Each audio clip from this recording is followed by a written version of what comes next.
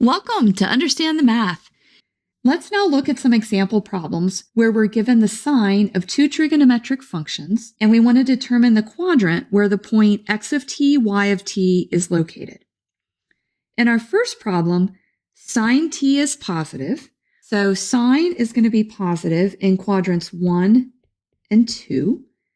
Cosine is negative, and that can happen in quadrants 2 and quadrants 3.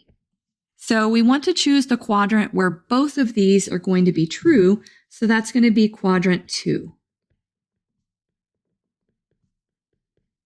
So what this tells us is if sine is positive and cosine is negative, our point x of t, y of t has to be located in the second quadrant.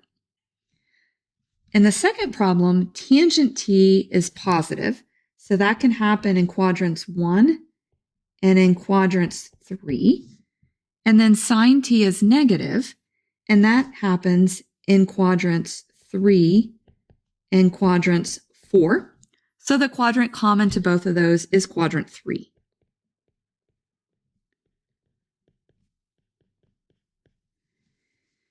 For our last problem, cosecant t is negative, so that means sine t is negative, and that can happen in quadrants 3 and 4.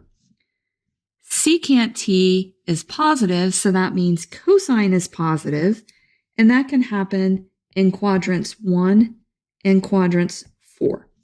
So the quadrant common to both of these is quadrant 4.